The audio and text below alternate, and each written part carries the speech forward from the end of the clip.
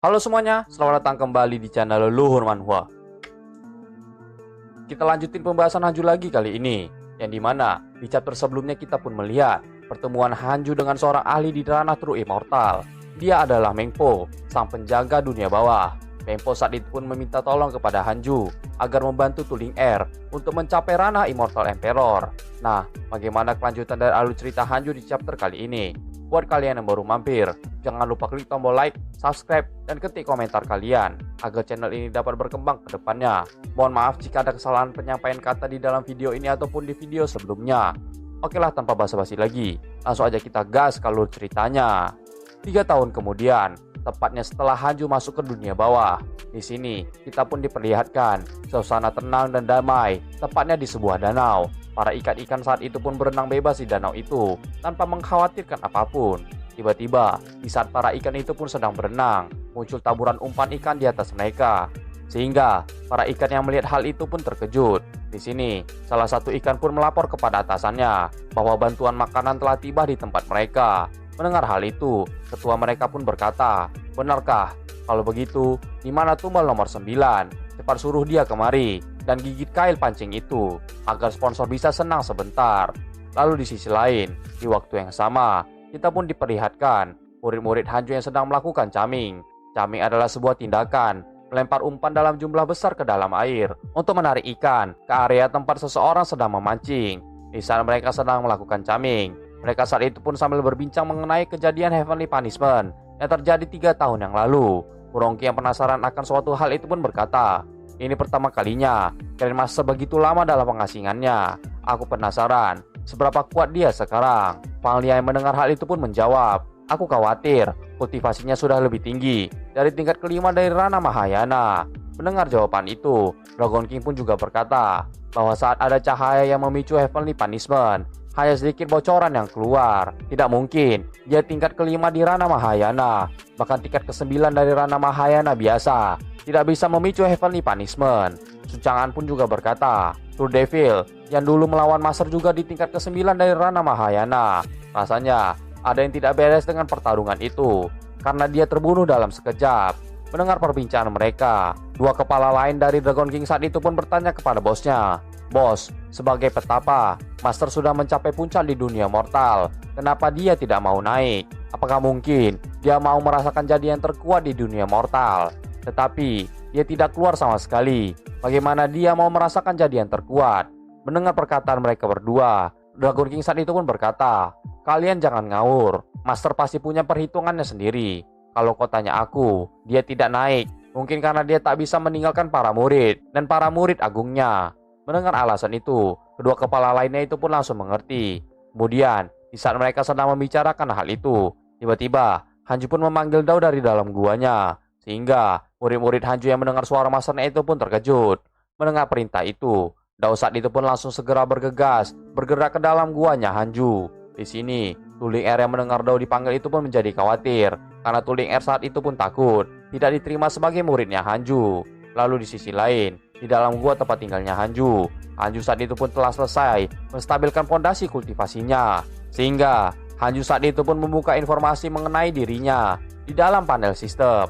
Panel sistem saat itu pun memberitahu bahwa ras Hanju telah berubah menjadi ras immortal, dan umur maksimum yang bisa Hanju capai saat ini adalah 1.294.000 tahun. Melihat jumlah umur maksimumnya, Hanju saat itu pun menjadi senang. Dirinya saat itu pun berkata di dalam hati, "Umur keseluruhanku adalah 1.294.000 tahun. Hanya aku yang layak dihormati di dunia ini." Setelah memikirkan hal itu, Hanju yang punya niat jahat itu pun langsung membuka buku santetnya. Dirinya saat itu pun tersenyum lebar sambil berkata, "Sudah lama sejak terakhir kali aku mengutuk seseorang. Kurasa ada bagusnya aku menghabiskan umurku sesekali. Kali ini, mari kita berkati si Vermilion Bird sebuah anugerah. Aku tidak perlu melakukannya kepada Juyan, karena Juyan bukanlah ancaman lagi bagiku." Beberapa saat kemudian, di saat Hanju sedang memikirkan hal itu, tiba-tiba Dao pun telah sampai ke dalam gua tempat tinggalnya Hanju. Di sini, Dao pun berkata kepada masternya, "Master, aku sudah datang. Kenapa kau mencariku? Master sudah mengasihkan diri sangat lama. Apa kultivasimu sudah menerobos? Atau Master membuat kekuatan mistik baru?" Mendengar hal itu, Hanju pun menjawab, bahwa kultivasinya lah yang telah menerobos. Mendengar jawaban itu, Dao pun menjadi bangga. Dirinya saat itu pun kembali bertanya, di ranah Mahayana tingkat berapa masternya saat itu? Mendengar hal itu, Hanju pun menjawab bahwa ranahnya bukanlah di ranah Mahayana lagi. Sehingga Dao yang mendengar hal itu pun seketika terkejut. Dirinya saat itu pun bertanya, bukan di ranah itu lagi. Apakah itu artinya Master sudah menerobos ke ranah yang lebih tinggi? Mendengar pernyataan itu, Hanju pun memberikan mahkota lama miliknya kepada Dao sambil berkata, aku masih harus mengasingkan diri untuk beberapa waktu. Tolong berikan item ini kepada Xing Hongxuan. Jangan sampai yang lain tahu kalau aku sudah menjadi seorang immortal. Mendengar perkataan Hanju, Dao pun seketika terdiam. Dirinya saat itu pun tidak menyangka bahwa masternya saat itu sudah menjadi seorang immortal. Lalu, di tengah renungannya, Dao pun berjalan pergi meninggalkan gua tempat tinggal Hanju untuk melaksanakan perintah dari Hanju tadi. Melihat Dao yang sudah pergi, Hanju pun berkata di dalam hatinya, sejak aku mencapai ranah Luz Immortal, lingkungan sekitar terlihat istimewa setelah menghadirkan pandangan mikro. Energi spiritual gunung ini mirip dengan energi spiritual yang terpancar saat aku menerobos. Ini pasti karena ulah pohon fusang. Pohon fusang tak hanya memancarkan energi spiritual surga dan bumi, tapi juga energi spiritual tingkat tinggi lainnya. Energi spiritual semacam ini lebih kuat dari energi spiritual biasanya. Ia bahkan tak bisa disadari oleh kultivator di ranah Mahayana. Jangan bilang ini adalah energi immortal dari ranah immortal. Pantas saja pohon ini bisa menarik base spiritual dari dunia atas. Benar seperti yang dikatakan di dalam legenda, tempat bersemayam pohon pusang akan menjadi alam immortal. Kalau memang benar, ini adalah energi immortal. Bukankah artinya aku bisa terus berkultivasi di dunia mortal? Ngomong-ngomong, aku penasaran, apakah 6 jalur reinkarnasiku setara dengan alam Grand Unity atau tidak? Kalau alam Grand Unity ada di atas 6 jalur reinkarnasi, kurasa aku harus menunda rencana naikku. Sepertinya aku harus tanyakan hal ini kepada Big Broku saja. Setelah memikirkan hal itu, Hanju pun bersiap memasuki Sungai Pedang Dao untuk bertemu dengan Zhang Guxing. Lalu di sisi lain, di waktu yang sama, di saat Hanju sedang pergi memasuki Sungai Pedang Dao, Tiandong yang melihat Dao yang sudah kembali itu pun bertanya kepada Dao, bagaimana? Apa Master menerobos kekuatan mistiknya lagi? Mendengar hal itu, Dao yang masih panik itu pun menjawab bahwa bukan kekuatan mistiknya lah yang telah diterobos oleh master mereka. Akan tetapi, di saat Dao ingin memberitahukan kenyataannya, Dao pun teringat akan pesan Hanju sebelumnya, yang dimana dirinya tidak boleh memberitahu siapapun tentang Hanju yang telah menjadi seorang immortal. Sehingga Dao yang mengingat hal itu pun berkata di dalam hatinya, padahal ini peristiwa menginspirasi yang bisa memotivasi kami agar bisa naik. Kenapa disembunyikan oleh master? Apakah master takut hal itu malah akan mematahkan semangat kami? Ayolah, kami bisa gunakan waktunya untuk mempersempit jarak kultivasi kita. Kita semua ini adalah kultivator. Kemudian, di saat Dao sedang memikirkan hal itu, tiba-tiba Dogi dan juga Yan Tiandong saat itu pun punya rencana aneh. Mereka saat itu pun berencana memanfaatkan kekuatan master mereka untuk bisa pergi berpetualangan. Sehingga, jika mereka berpetualangan dan mendapatkan masalah di kemudian hari, mereka bisa menggunakan nama master mereka sebagai perlindungan. Melihat tingkah mereka berdua, Dao pun akhirnya paham alasan Hanju menyembunyikan tingkat kultivasinya. Dao saat itu pun berkata di dalam hati, kurasa aku paham alasannya. Kalau mereka tahu master menjadi seorang immortal, berapa banyak masalah yang akan mereka sebabkan di kemudian hari. Lalu di sisi lain, di dalam Sungai Pedang Dao, di sini kita pun diperlihatkan Zhang Guxing yang sedang bersantai seperti di pantai. Kemudian, di saat dirinya sedang menikmati waktu santainya itu, tiba-tiba terdengar suara Hanju yang memanggil dirinya. Sehingga Zhang Guxing saat itu pun melihat ke arah sumber suara itu. Lalu, di saat Zhang Guxing melihat ke arah Hanju, tiba-tiba Zhang Guxing pun seketika terkejut melihat Hanju yang telah menjadi seorang immortal. Zhang Guxing saat itu pun bertanya, apakah Hanju sudah naik ke dunia atas? Mendengar pertanyaan itu, Hanju pun menjawab, tidak, aku tidak pergi naik. Bukannya aku sudah bilang, Vermilion Bird menungguku di dunia atas. Aku tidak mau mati dan tidak tertarik untuk menghapus akun dan mengulangnya lagi dari awal. Mendengar jawaban itu, Zhang Guxing pun jadi teringat sesuatu. Dirinya saat itu pun bertanya, apakah Hanju mempunyai batu Evading Stone yang dijelaskan olehnya sebelumnya? Hanju saat itu pun menjawab iya. Sehingga Zhang Guxing yang mendengar jawaban itu pun berkata, pantas saja dengan bakatmu, jika kau bisa melewati Ascension Tribulation, setidaknya kau bisa ke ranah Earth Immortal. Jadi katakan, Kau punya pertanyaan apa lagi kali ini? Mendengar pernyataan itu, Hanju pun menjadi senang. Hanju saat itu pun bertanya, aku ingin tahu nama tahap kultivasi yang melanjutkan Lost Immortal, yang benar Earth Immortal atau Grand Unity Earth Immortal. Mendengar pertanyaan itu, Zhang Kuxing pun menjawab, tentu saja Grand Unity Earth Immortal yang ada di atas Lost Immortal. Setelah Grand Unity Earth Immortal, selanjutnya ada Grand Unity Heaven Immortal, Grand Unity True Immortal, Grand Unity Mystic Immortal, dan Grand Unity Golden Immortal. Kata Grand Unity mewakilkan buah Grand Unity yang berasal dari aturan Heavenly Dao di sistem kultivasi yang dibuat Sekte Dao. Cuman kami rasa itu terlalu merepotkan, jadi kami sering mengabaikan nama itu. Mendengar jawaban itu, Hanju pun kembali bertanya, jadi senior, ranah apa yang ada di atas ranah Grand Unity? Apa itu Legendary Zenith Heaven? Atau keduanya setara, seperti yang disebutkan di naskah Dao? Zhang Kuxing pun menjawab, meskipun sebelum zaman sunyi, walaupun sistem kultivasi mereka berbeda, kultivasi Zenith Heaven dan Grand Unity adalah tingkat yang sama. Kalau sekarang, tak mungkin mereka setara. Selama bertahun-tahun, banyak para ahli muncul. Mereka memakai kultivasinya sendiri untuk meningkatkan nilai Zenith Heaven. Mereka mewariskan wawasannya untuk generasi mendatang dan mengubah keseimbangan ranah kultivasi. Sekarang ada ranah Emperor dan ranah Deity di antara Grand Unity dan Zenith Heaven. Yang namanya ranah Emperor merujuk ke pencapaian posisi sebagai Immortal Emperor. Mortal Emperor bisa luput dari 6 jalur dan berpergian dengan bebas melalui berbagai dunia tanpa terikat aturan Heavenly Dao, dan mereka tak punya lagi batas umur. Immortal Emperor adalah eksistensi tertinggi di dunia atas. Meski Immortal Emperor mati, selama ada sisa jejak jiwanya, ia bisa kembali ke siklus reinkarnasi tanpa hati Dao-nya terhapus. Mendengar penjelasan itu, Hanju pun menjadi sedikit panik. Dirinya saat itu pun kembali bertanya, lalu bagaimana dengan ranah Divine? Kultivator Emperor sudahlah sangat kuat. Bukankah kultivator ranah Divine akan lebih menakjubkan? Zhang Kuxing pun menjawab, tentu saja ahli ranah Divine bisa menikmati persembahan dupa dan takdir dari dunia mortal. Kalau persembahan dupa tak berhenti dan takdir dihapuskan, mesti jiwa mereka tercerai, mereka masih bisa dibangkitkan. Dari segi kekuatan, tak hanya mereka lebih kuat dari kultivator di ranah Emperor, tapi mereka juga bisa membuat dunianya sendiri. Rumornya, Heavenly Court, Sekte Buddha, dan Divine Palace punya keberadaan seperti ini. Ketiganya saling memeriksa dan menyeimbangkan. Dan untuk Zenith Heaven Golden Immortal adalah eksistensi tertinggi. Legenda mengatakan bahwa Zenith Heaven Golden Immortal ada di atas 3000 hukum. Mereka bisa melintasi sungai sejarah yang panjang dan melintasi waktu, ruang, dan karma. Mendengar semua penjelasan itu, Hanju pun menjadi paham akan suatu hal. Sehingga Hanju saat itu pun berkata, kedengarannya luar biasa. Kalau begitu, mari tentukan tujuan kecil untuk sekarang. Kultivasi dengan rajin, sampai aku bisa jadi Zenith Heaven Golden Immortal. Mendengar rencana dari Hanju, Zhang Kuxing pun berkata, tujuan kecilmu itu sungguh inspiratif. Tapi kurasa kau harus mengatasi bahayamu saat ini. Heavenly Court akan membersihkan dunia mortalmu.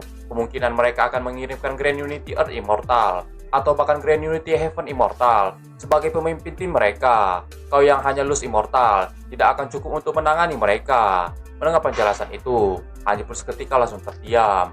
Lalu di sisi lain, di waktu yang sama, di tempat pemancingan murid-muridnya Hanju, mereka saat itu pun sedang berkumpul untuk melihat hasil pancingan mereka saat itu. Akan tetapi, ekspresi mereka saat itu pun terlihat tidak senang. Karena ternyata, dari banyak umpan yang mereka sebar saat itu, mereka hanya mendapatkan satu ekor ikan kecil yang ukurannya itu hanya sejengkal tangan manusia. Ikan itu adalah ikan tumbal nomor 9 yang dimaksud oleh sekumpulan ikan di awal cerita chapter kali ini. Lalu di sisi lain, kembali ke tempat Hanju berada. Di sini kita pun diperlihatkan Hanju yang memulai mengambil langkah untuk meningkatkan kekuatan pedang Dao miliknya. Di saat dirinya sedang melangkah, Hanju pun teringat akan percakapan dirinya dengan Zhang Kuxing beberapa menit yang lalu. Hanju saat itu pun bertanya, senior, bagaimana cara Heavenly Court menghancurkan sebuah dunia mortal? Apakah mereka langsung menghancurkannya atau membunuh semua makhluk hidup di dunia mortal tersebut terlebih dahulu? Zhang Kuxing pun menjawab, mereka hanya membunuh semua makhluk hidup di dunia tersebut karena mengembangkan sebuah dunia mortal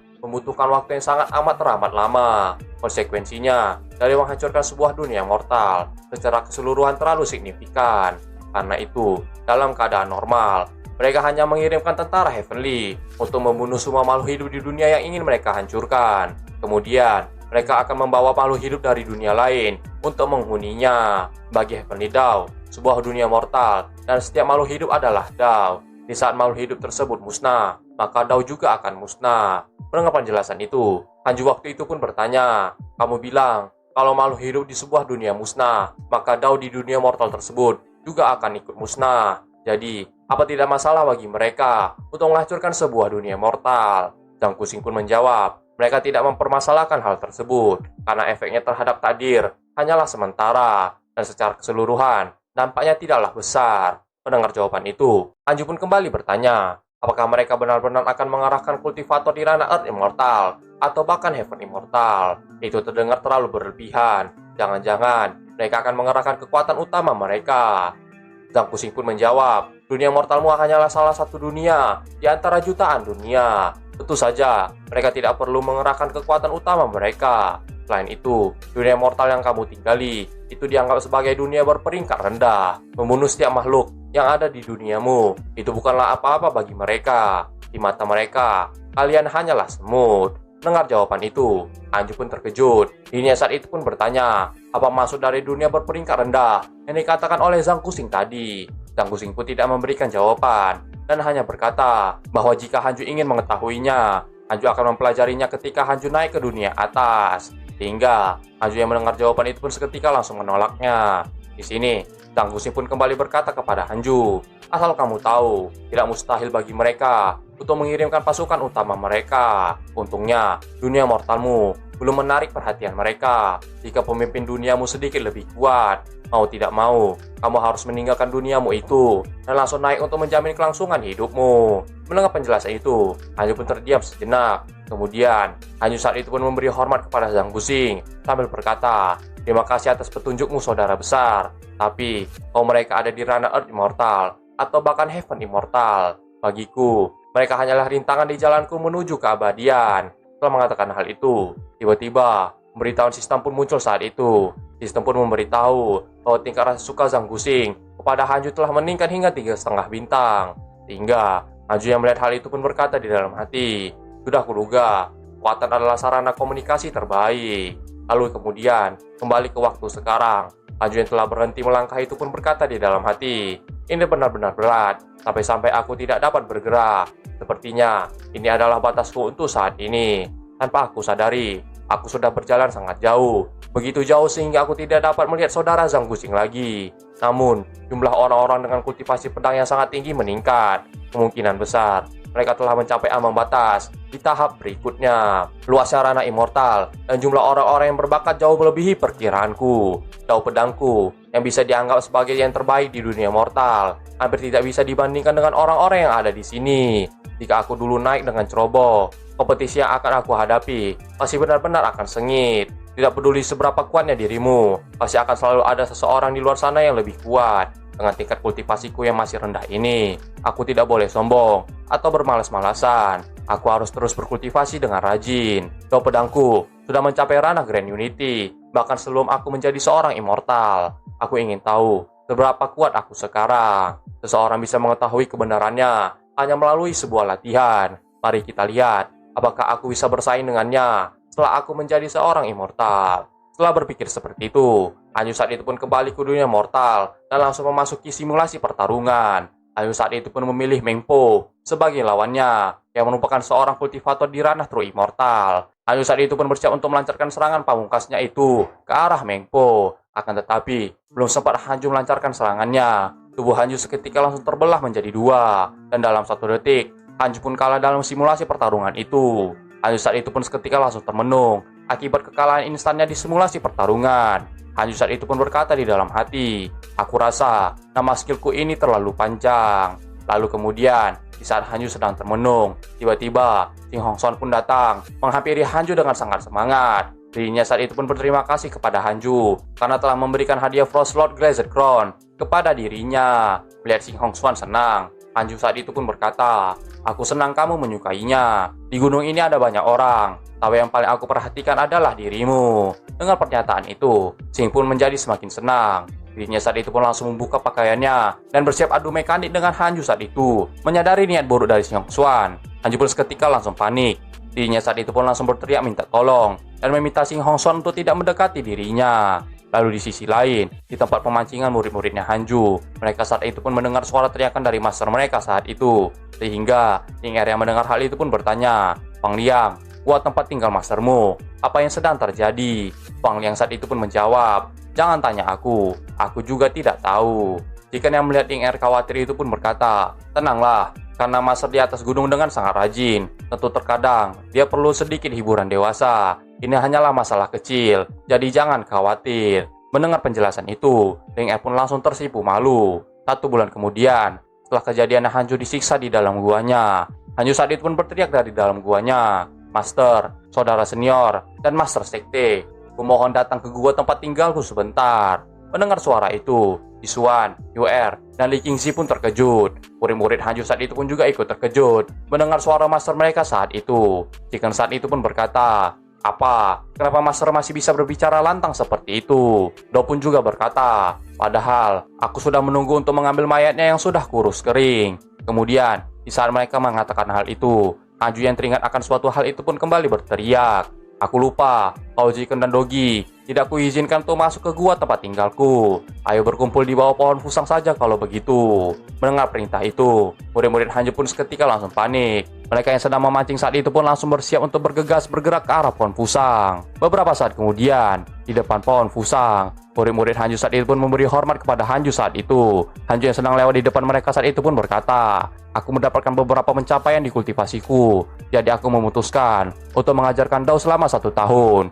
Aku harap kalian semua mendapatkan manfaatnya." Di sini, di saat Hanju sedang mengatakan hal itu, kita pun diperlihatkan sudut pandang Ling Er di saat dirinya melihat ke arah Hanju. Sehingga Ling Er yang melihat ketampanan Hanju itu pun langsung tersipu malu. Ling Er saat itu pun bertanya kepada Fang Liang, kenapa dirinya tidak memberitahu lebih awal kalau masternya itu memiliki paras yang sangat tampan. Setelah mengatakan hal itu, Ling Er pun berkata di dalam hatinya, "Kalau aku tahu dia setampan ini, aku akan dengan senang hati mengkhianati Heavenly Mortal Manor." Lalu kemudian, di saat Hanju sedang berjalan di depan murid-muridnya, setiap langkah Hanju saat itu pun menimbulkan sebuah ritme dari musik. Sehingga orang-orang yang ada di pohon fusang saat itu pun terkejut. Li Qingzi yang mengetahui hal itu pun berkata, setiap langkahnya memicu aturan Dao surgawi. Ketuaan menjadi semakin menakjubkan. Aku pikir dia sudah menjadi seorang immortal. Mendengar penjelasan Li Qingzi, Perisuan yang kebingungan itu pun berkata, jika dia sudah menjadi seorang immortal, bagaimana dia bisa tetap tinggal di dunia mortal? Yuer yang melihat Perisuan bingung saat itu pun berkata, "Anda harus berhenti khawatir.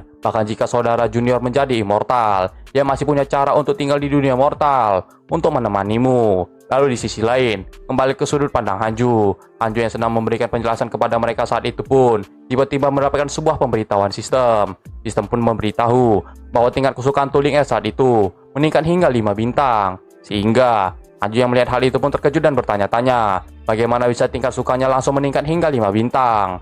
Hanju saat itu pun melirik ke arah Ling Er, dan ternyata Ling Er saat itu pun sudah jatuh hati kepada Hanju saat itu. Sehingga Hanju yang menyadari hal itu pun seketika langsung panik dan berkata di dalam hati, "Jangan katakan Grand Magus ini adalah otak cinta yang berfokus pada penampilan. Senior Mengpo, aku mungkin tidak dapat melakukan apa yang Anda minta dari saya." Nah, sampai di sini sajalah pembahasan kultivasi tingkat atas selama 1000 tahun. Sampai jumpa di video selanjutnya.